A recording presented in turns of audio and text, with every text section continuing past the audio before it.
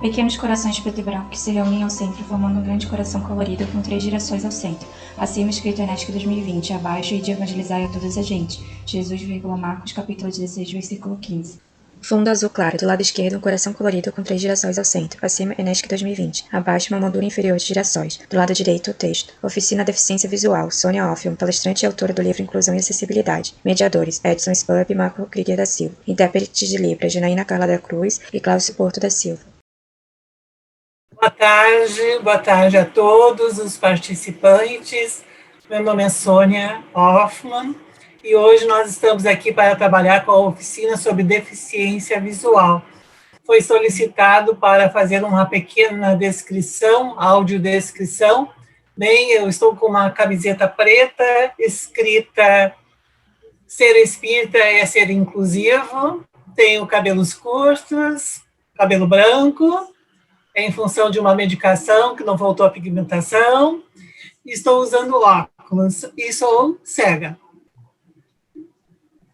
Então, vamos ao nosso trabalho e temos também a nossa companheira ou companheiro que está fazendo a tradução de Libras. Bem, antes de dar continuidade à oficina sobre deficiência visual, eu gostaria de tomar a liberdade para ler um pequeno trecho da Amélia Rodrigues, que se encontra lá no livro Sublime Sementeira. Vou ler, então, para vocês.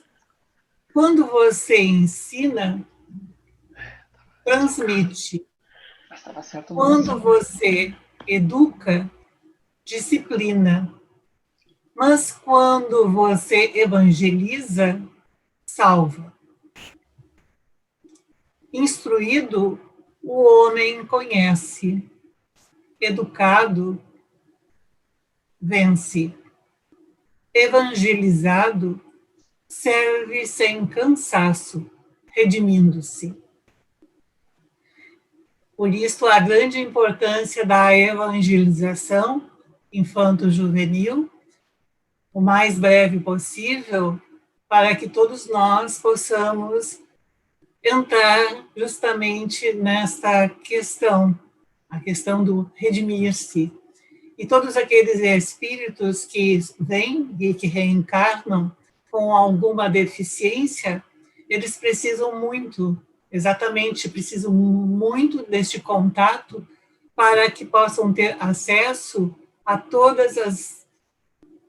todos os conhecimentos, a todas as aprendizagens, a todos os valores necessários para que ele possa, este espírito, ele possa se redimir, ou então para que ele possa desenvolver as suas habilidades, porque nós precisamos sair daquela questão de que ou é somente uma prova, ou é somente uma expiação. Nós temos de entender que, acima de tudo, é uma oportunidade que Deus nos oferece para o melhoramento.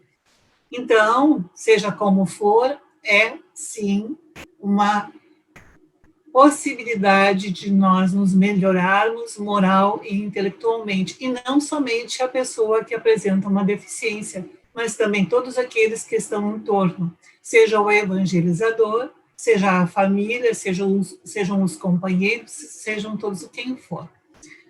Bem, falar sobre deficiência visual é falar sobre um tema bastante amplo.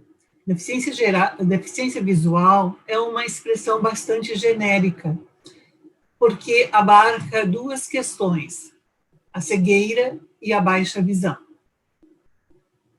Cegueira é toda aquela situação em que alguém se encontra que apresenta desde uma visão nula, 0%, até 9% de visão.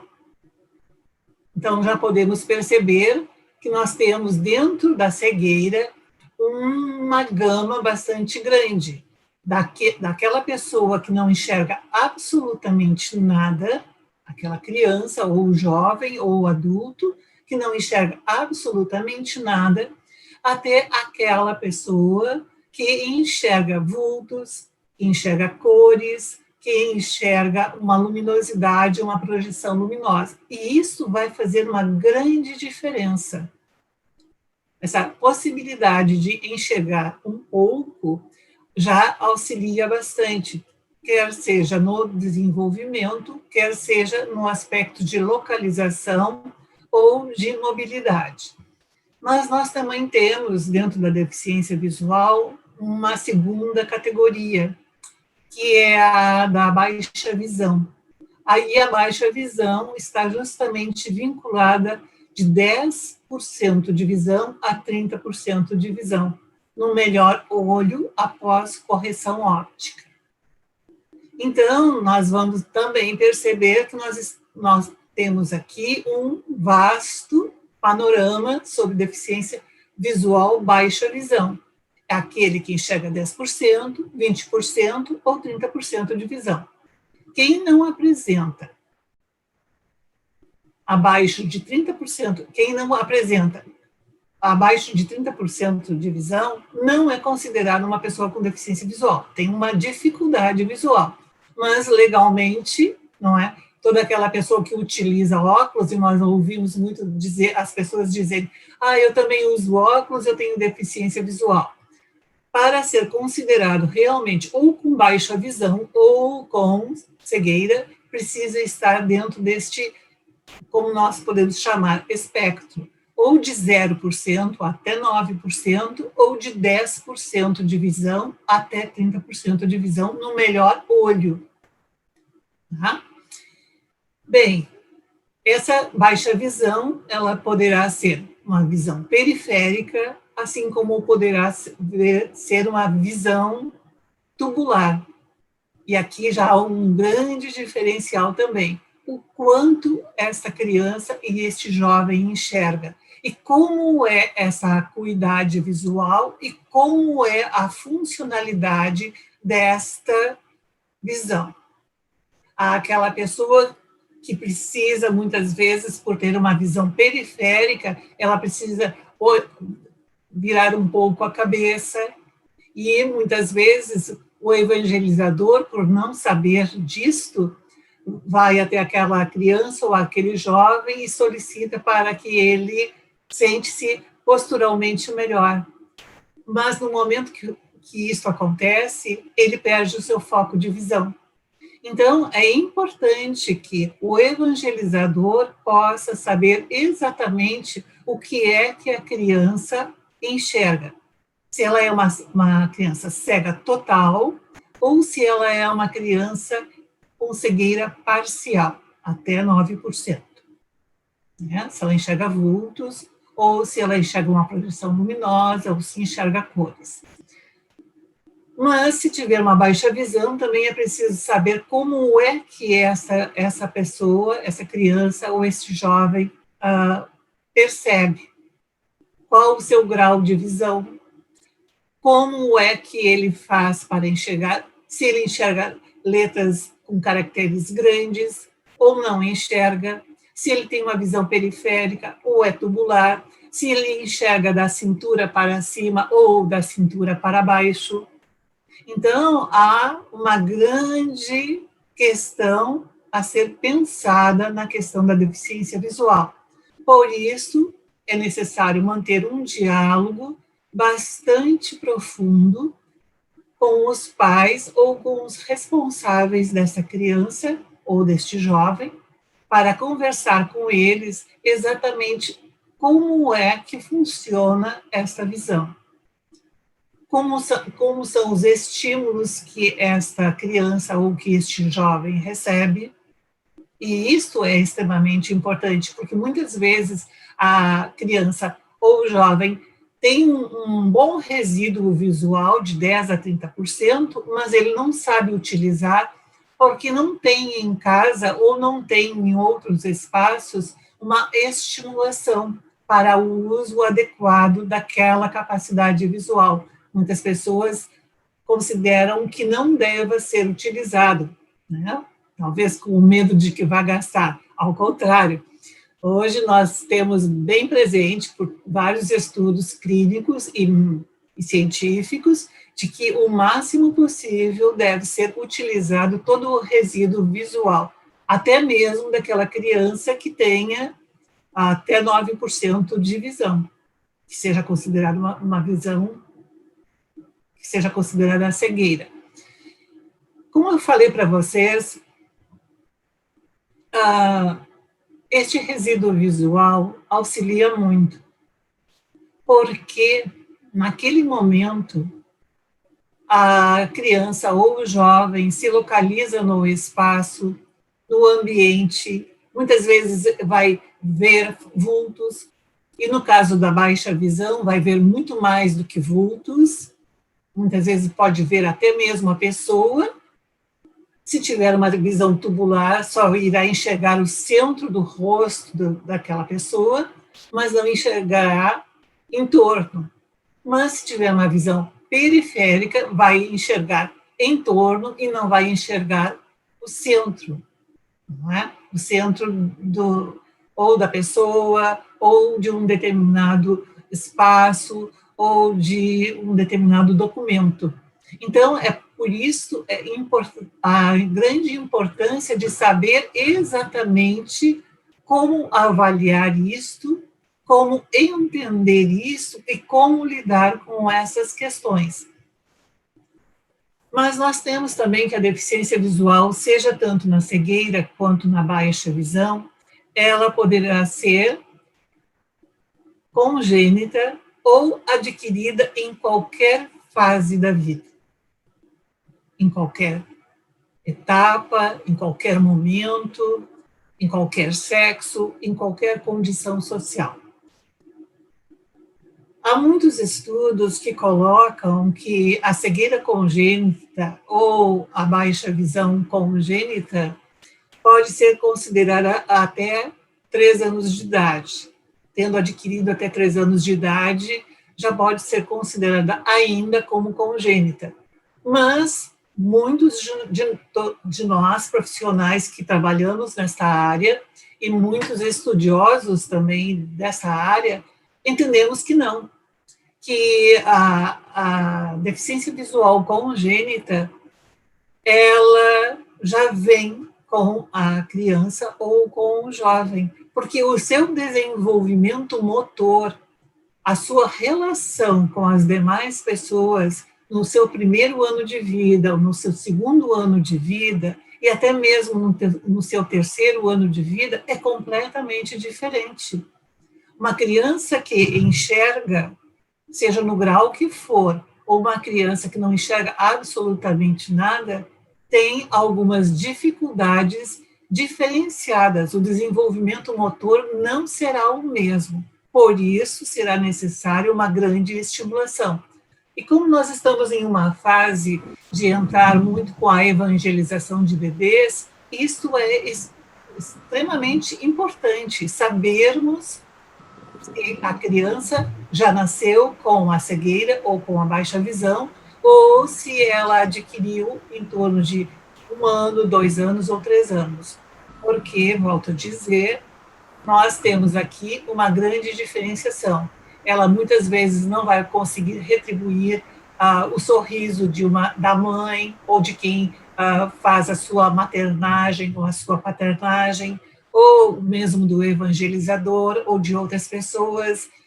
Então, ela pode ter algumas dificuldades que uma criança com cegueira adquirida ou com baixa visão adquirida não tem.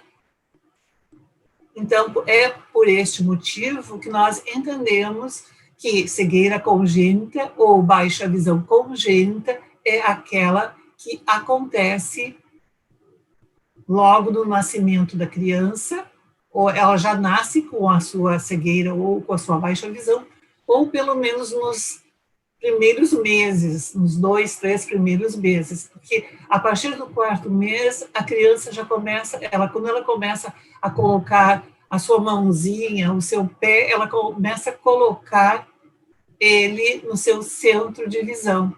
E se ela não tem o seu centro de visão, ela também vai ter uma dificuldade de fazer uma análise, de perceber que ela e o ambiente são espaços completamente diferenciados. Então, ela vai precisar do que nós chamamos de uma intervenção precoce, uma intervenção essencial. E isso é fundamental, ainda mais quando nós formos trabalhar dentro da evangelização para bebês. Mas, se a partir dos 3 anos de idade, bom, nós também vamos ter de entender que aquela criança, ela já vai vir com algum suporte, alguma bagagem de conhecimentos, de informações. Por isso, a grande importância de nós sabermos o quanto a criança enxerga, como enxerga e quando deixou de enxergar. Para nós sabermos exatamente o que fazer, como estimular, como lidar e o que ela conhece ou não conhece. Porque aquela criança ou aquele jovem que, desde a sua fase inicial, não veio enxergando, não estava enxergando, se ela não recebeu uma boa estimulação, se ela tem um ambiente pobre de estímulos, se pessoas não mostram para elas determinados gestos, determinados movimentos, determinadas capacidades, ela talvez venha muito empobrecida. E aqui entra uma grande questão. Muitos, inclusive, consideram ou fazem uma pequena confusão entre a deficiência visual e o autismo na sua fase inicial, porque pensam que aquela criança, por ela não ter enxergado desde o início, ela também tem alguns traços autísticos, e não é. Muitas vezes, isso pode estar vinculado a uma grande questão de estimulação, a uma capacidade de ela não estar conhecendo. Então, este exame diferencial, essa conversação diferencial também precisa ser realizada pelo evangelizador, quando ele vai ter a sua conversa previamente com os pais, ou com aqueles responsáveis que fazem a maternagem, a paternagem, ou que levam essa criança ou este jovem até a instituição espírita. E é fundamental que nós possamos, naquele momento, ter uma conversação com os pais, dialogar com eles, mas separadamente da criança, separadamente do jovem, para que nós possamos trazer todas as questões que nós temos necessidade de conhecer e que muitas vezes nós ficamos com um pouquinho de receio de que aquela criança fique sem saber exatamente como responder ou o que pensar, porque não é algo muito raro algumas crianças não se darem conta que elas não enxergam. Alguns pais não contam para aquelas crianças que elas são cegas, e elas vão saber lá na evangelização, ou vão saber lá na escola. Então, elas ficam assim, opa, como é isso? Eu não enxergo? Eu sou cega? Como assim? Então, não é? Esse diálogo, para ser franco, para ser em toda a profundidade, é bom que sempre aconteça de uma forma prévia com essas pessoas e separadamente das crianças e separadamente dos jovens. Feita essa diferenciação, se a criança ou o jovem, eles têm uma cegueira ou uma baixa visão, feita essa análise do quanto essa criança ou este jovem enxerga ou não enxerga, ou das estimulações que já foram recebidas, do que ela sabe fazer, quais são as suas competências, quais são as suas habilidades, se já houve esse diferencial, este exame diferencial de ela ter também um autismo vinculado a ela, ou alguma outra questão, porque muitas vezes nós também precisamos entender que a criança cega ou com baixa visão, ela não é apenas a sua deficiência visual.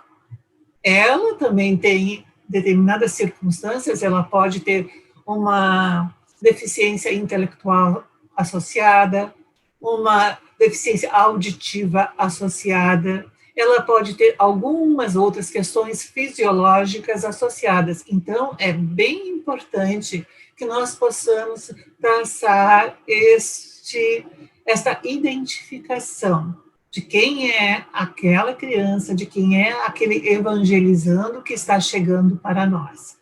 Feito isto, nós também temos de entender, não é, que os nossos preconceitos, as nossas opiniões proféticas e muitas vezes os nossos alarmismos precisam ficar lá fora. Nós precisamos buscar informações, porque olhamos para aquela criança e dizemos, puxa, mas ela é cega e agora? O que eu vou fazer? Essa criança não vai conseguir fazer nada. Ou essa criança, ela vai conseguir fazer tudo. Nós não podemos nem subestimar a capacidade e as competências da criança, mas também não podemos supervalorizar. Ela não enxerga com os olhos do corpo físico, mas ela enxerga com a alma. E não é assim. Não é? A questão da mediunidade não vai acontecer nessa idade, não. Né? Então, nós temos que parar com isso e olhar e entender que os nossos preconceitos, as nossas opiniões proféticas, não vai dar, ou vai dar tudo certo. Não sabemos. Nós precisamos contextualizar aquela situação. Por isso, muitas vezes, é difícil nós chegarmos para um evangelizador e dizer, olha, faça isto que vai dar certo. Não, necessariamente não, porque nós precisamos contextualizar todas as competências, todas as habilidades, tudo aquilo que existe, todas as estimulações, a vontade, inclusive, com que os pais, muitas vezes, têm para que aquela criança, para que aquele jovem venha a se desenvolver, e também quais são as interações que este jovem ou essa criança está conseguindo fazer, está conseguindo realizar. Daí para frente, nós precisamos também pensar muito no como nós vamos levar e dar continuidade ao trabalho de evangelização. Bem, se ela não enxerga nada, é claro que os recursos que eu vou ter de utilizar são completamente diferentes do que aqueles recursos que nós vamos utilizar com crianças ou com jovens que tenham baixa visão ou que tenham alguma visão residual. Nós vamos precisar verbalizar mais, nós vamos precisar, muitas vezes, apresentar para ela um movimento, conversar sobre o gesto que está sendo utilizado, sobre a imagem que está sendo colocada. Nós vamos ter que descrever para essa criança, com muito mais detalhes, tudo aquilo que vem acontecendo.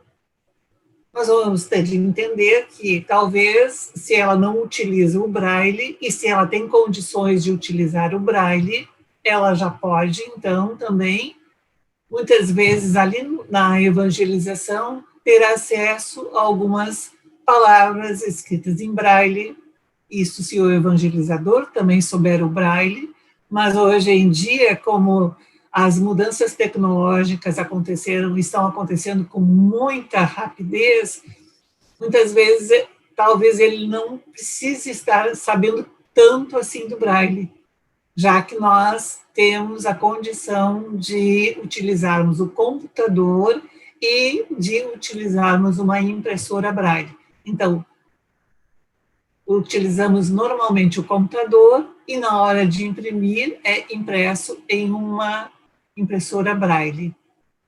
Mas claro que é sempre útil que o próprio evangelizador possa ter um grau de conhecimento, sim, do sistema braille.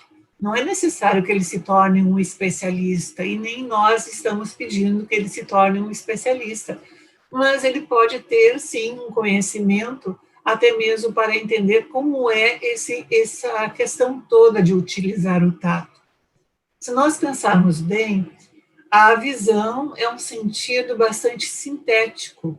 Nós abarcamos com muita rapidez toda a informação que existe num determinado ambiente. Então, ela sintetiza toda essa recolha de informações, mas o tato não é um sentido sintético. O tato é um sentido analítico, ele é mais lento. Então, nós também vamos ter de perceber que naquele momento, aquela criança ou aquele jovem que tem cegueira total ou parcial, porque ambos irão utilizar o braille, eles talvez tenham de fazer a utilização do seu tato, seja do seu tato manual, como do seu tato plantar. Muitas vezes, algumas pessoas pensam que o tato se restringe somente à mão, e não é. A criança, muitas vezes, vai reconhecer o ambiente em que ela se encontra também a partir de um tato plantar, mesmo com a utilização de algum chinelo, de algum tênis, de algum sapato. Se ela começar a ter uma espécie de estimulação, ela vai reconhecer que ela está em um ambiente que é com grama, que é com areia, que é com um emborrachado, que é com um tapete, se é um ambiente que tenha um piso mais ou menos, um piso de cerâmica, ou um piso que muitas vezes vem com aquele vinil, não é? Isso tudo vai servir muito para ela como pistas, assim como também para ela se deslocar em determinados ambientes. Então, é preciso nós também trabalharmos com essas questões e entendermos que nós vamos ter que aguardar um pouco, talvez dar um tempo para aquela criança poder realizar a internalização da informação dentro do tempo que ela consegue, e não tão rapidamente como aquela outra criança que não tenha nenhum problema visual. Mas isso também não é uma regra que nós temos de levar sempre na ponta, assim, na ponta da faca, como nós dizemos, não é? Porque se aquela criança for bem estimulada, talvez até ela consiga recolher com muito mais rapidez a informação do que alguma outra criança que tenha uma visão normal e que não seja bem estimulada. Então, nós não podemos também ficar presos a isso, assim como nós também não podemos ficar presos e vinculados a questões de estereotipias. Nem todas as crianças que são cegas e nem todos os jovens que são cegos apresentam as estereotipias ou os blindismos que muitas pessoas dizem, de ficar estalando os dedos, ou de ficar se sacudindo, ou de ficar batendo os pés, ou de ficar levando o corpo para frente ou para trás. Isso depende muito daquilo que ela está entendendo do seu ambiente, do interesse que ela está tendo no seu ambiente e também da estimulação que ela está recebendo. Então, voltamos novamente àquela questão, conversar com os responsáveis e, em algum momento, começar a conversar também com essa criança e também conversar com este jovem o quanto realmente ele está vendo ou não está vendo, o que é que ele vai precisar, que ajuda ele vai precisar, como é que ele vai circular neste ambiente. E aqui, quando nós falamos no aspecto da circulação no ambiente, na mobilidade e também da localização no ambiente, é bastante importante que nós possamos pensar que previamente é preciso apresentar a sala para a criança. Mostrar para ela onde está a mesa, onde está a estante, onde estão os brinquedos, não é? Quais os trajetos que ela irá fazer, como é o trajeto até o banheiro, quais as vias por onde ela poderá circular sem se bater, sem se machucar, se há escadas, se não há escadas. Então, é uma ensinagem prévia que nós precisamos ter, é um cuidado que nós precisamos ter, para que ela possa se localizar e para que ela possa, com autonomia e com independência, começar o seu processo de circulação, para que ela não fique sempre refém ou de um outro companheiro ou do próprio evangelizador. Então, são cuidados que nós temos de ter e que isso, de forma alguma, irá trazer prejuízos para quem quer que seja. Ao contrário, trará inúmeros benefícios. O diálogo, a construção conjunta do que ela vai fazer, do que ela vai entender e como este processo vai acontecer, só traz benefícios para todos nós. Mas nós não vamos ficar somente presos ao sistema Braille. Muitas vezes ela não vai utilizar o sistema Braille.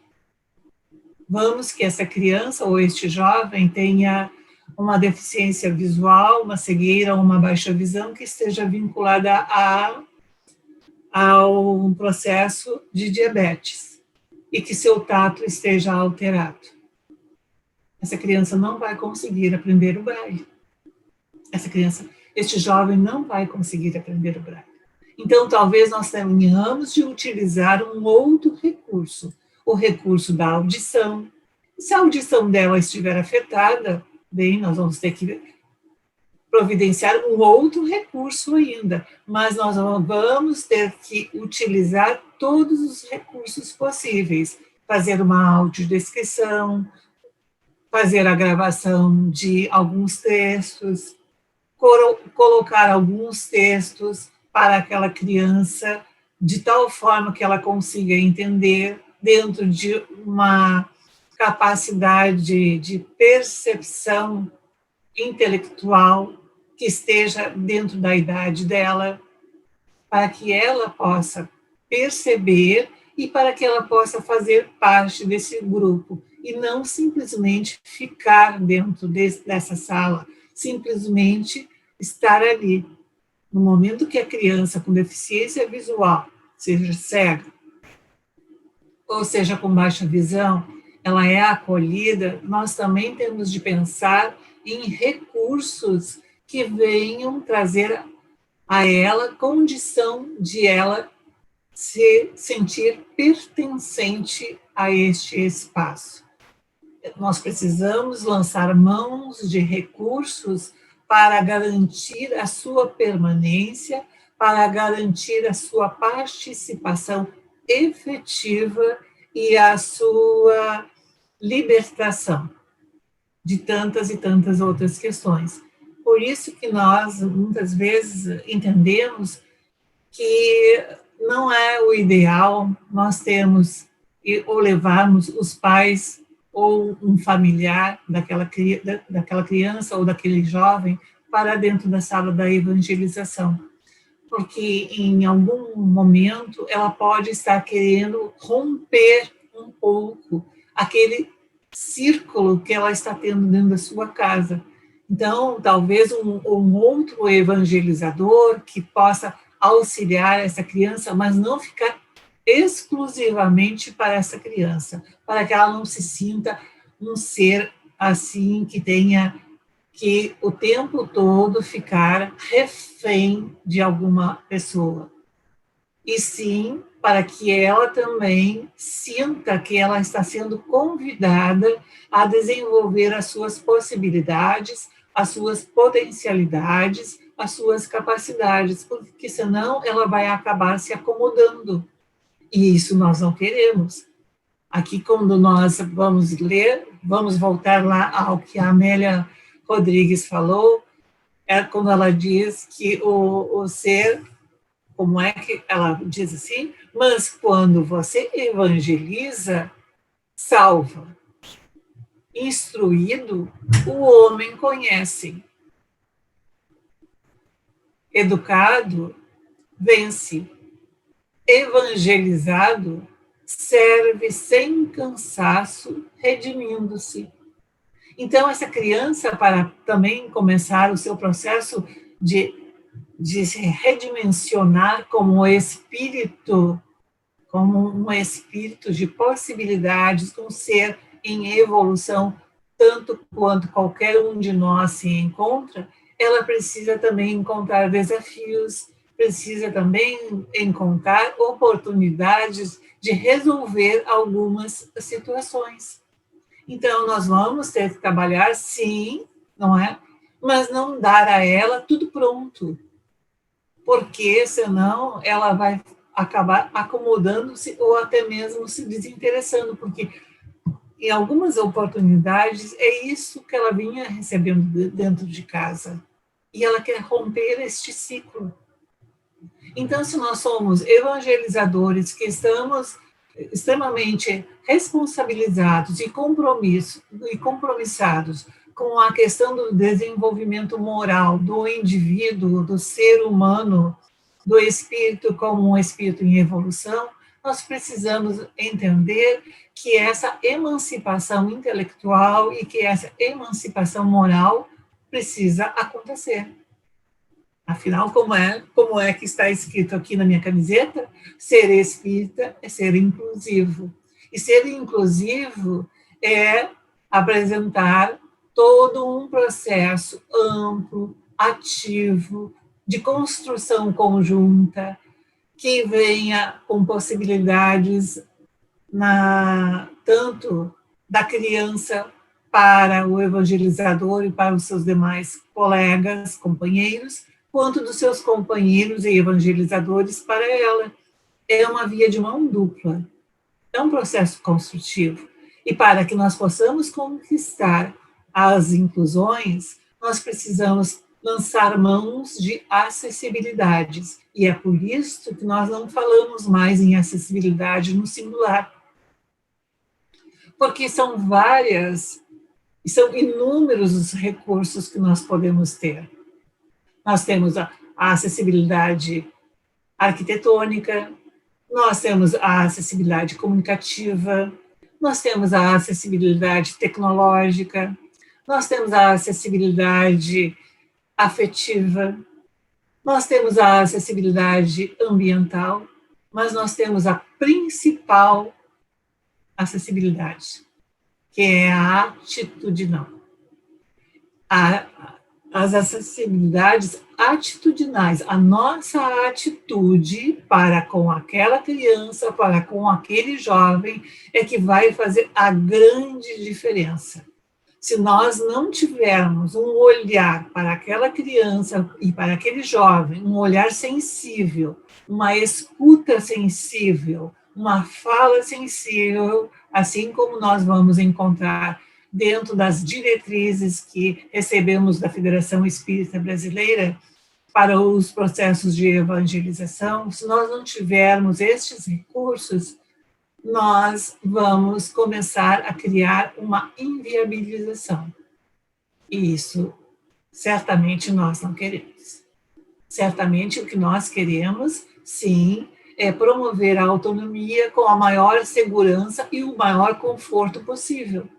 Então, algumas vezes nós vamos utilizar de recursos em relevo, de maquetes, nós vamos utilizar de alguns objetos e de alguns desenhos e de algumas situações em que a criança possa tatilmente reconhecer com modificações de texturas, com modificações que ela possa fazer a palpação. Mas se nós vamos lidar lá com a baixa visão, nós vamos ter de entender que ela não vai utilizar o braille. vai utilizar a letra ampliada. E qual é o tamanho da letra ampliada? Isso somente quem poderá nos dizer será a criança ou será o jovem. Quem vai poder nos dizer qual o tamanho de letra, que tipo de letra, que contraste, e aqui os contrastes do branco e do preto, e também do amarelo, ouro com azul royal são extremamente importantes. Mas quais são os contrastes que para esta criança facilita? E isso são elas que nos dizem quais são os ambientes que elas vão poder reconhecer, ambientes bem iluminados, porque aqui na questão da baixa visão. Agora vamos deixar um pouquinho a cegueira de lado e vamos trabalhar com a baixa visão também. Há crianças e há jovens que em ambientes com um determinado tipo de iluminação não enxergam absolutamente nada. Mas se aquela iluminação for indireta, vai enxergar. Mas também há aquela criança e aquele jovem que com iluminação indireta não enxerga absolutamente nada. Vai precisar de uma iluminação direta. Nós vamos ter muitas vezes aquele jovem ou aquela criança que ela vai precisar utilizar simplesmente uma coisa chamada boné.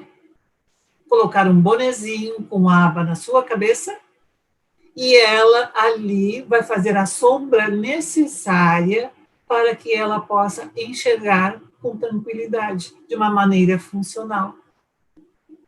E muitas instituições espíritas, muitas vezes, não querem ouvir falar em inclusão ou em acessibilidades, porque pensam que isso irá dar um gasto muito grande. Mas vejam só, qual é o gasto dessa nossa atitude para com a outra pessoa? Nenhum. Ao contrário, isso não é um gasto, isso é um investimento. É um investimento pedagógico, é um investimento assim, de atividades intelectuais, é um investimento de sentimentos, é um investimento de atitudes morais, afetivas e acolhedoras, que provavelmente não vai ter gasto absolutamente nenhum para aquela instituição. Então, é fundamental que nós possamos manter esta vinculação com os pais, com os familiares, muitas vezes são com os irmãos daquela criança, com o jovem, e mesmo com outros evangelizadores que já tenham feito algumas atividades com aquela criança ou com aquele jovem. Bem, eu estou falando até agora, mas eu não sei se tem alguma pergunta, alguma questão que vocês queiram fazer. Oi, Sônia. Nós estamos acompanhando aqui. Por enquanto, não tivemos nenhum questionamento. E temos 5 minutos ainda para você complementar a sua fala.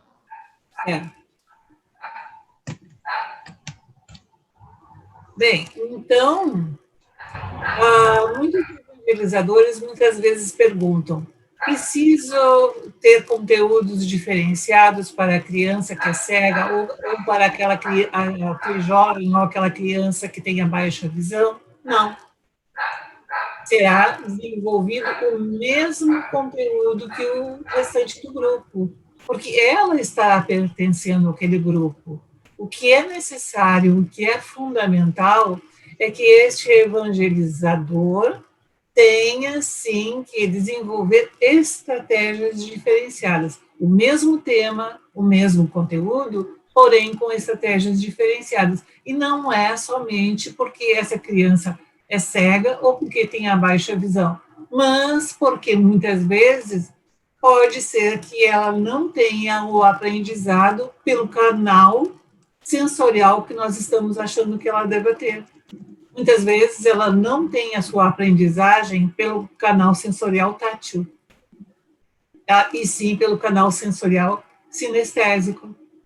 Outras vezes ela vai ter mais facilitada essa aprendizagem pelo canal da audição, pelo canal da visão, para quem tem baixa visão, pelo canal de nós utilizarmos muitas vezes desenhos, enfim, é toda aquela capacidade que o Gardner também apresentou, que para todas as demais crianças e para todas as demais pessoas também acontece. As aprendizagens necessariamente não se constituem da mesma forma.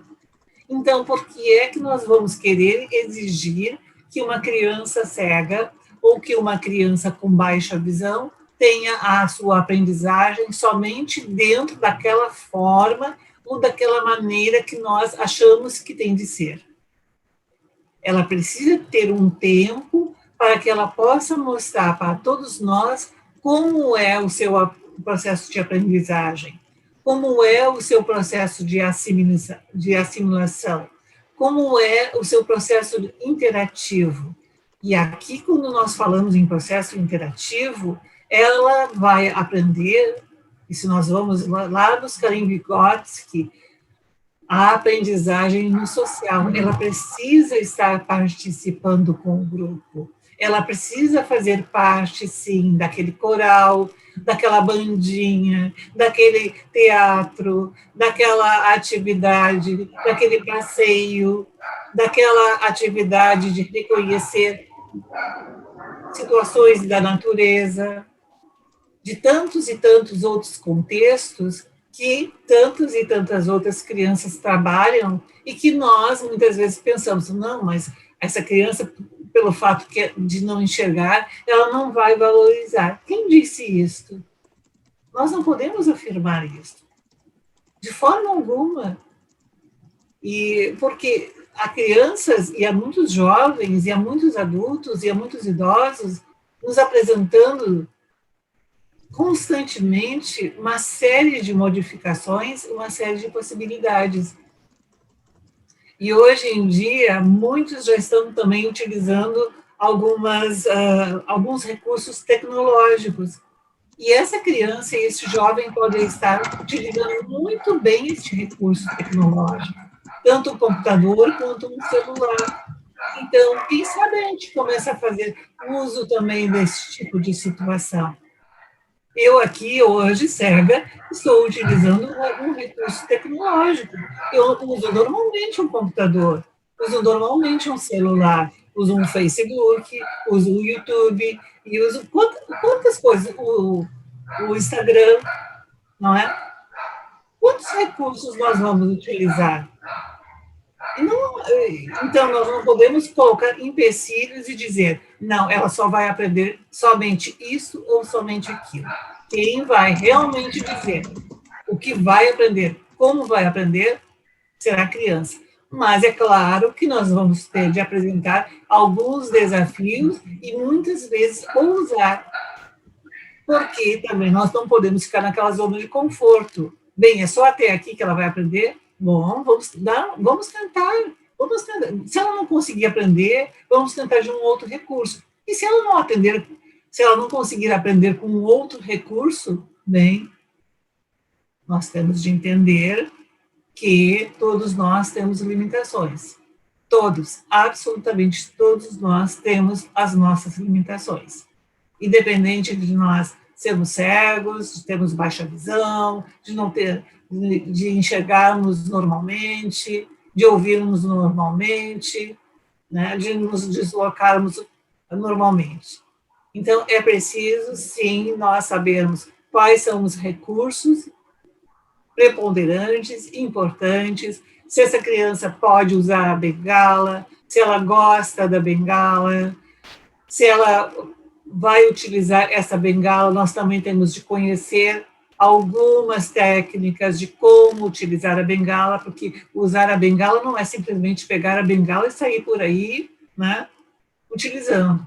A bengala tem toda uma estratégia, tem toda uma série de conhecimentos que são importantes. E esses conhecimentos, o evangelizador muitas vezes pode encontrar em sites bastante sérios do YouTube, ou em algumas instituições nas suas localidades, algumas associações, algumas fundações, ou também entrar em contato com todo o grupo da Federação Espírita Brasileira.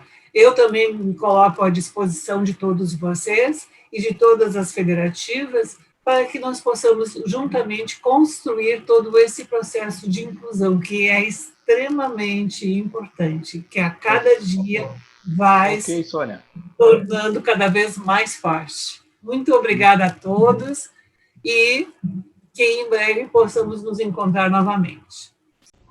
Pequenos corações preto e branco que se reúnem ao centro, formando um grande coração colorido com 3 direções ao centro. Acima, escrito Enética 2020. Abaixo, e de evangelizar a todas as gentes. Jesus, Marcos, capítulo 16, versículo 15.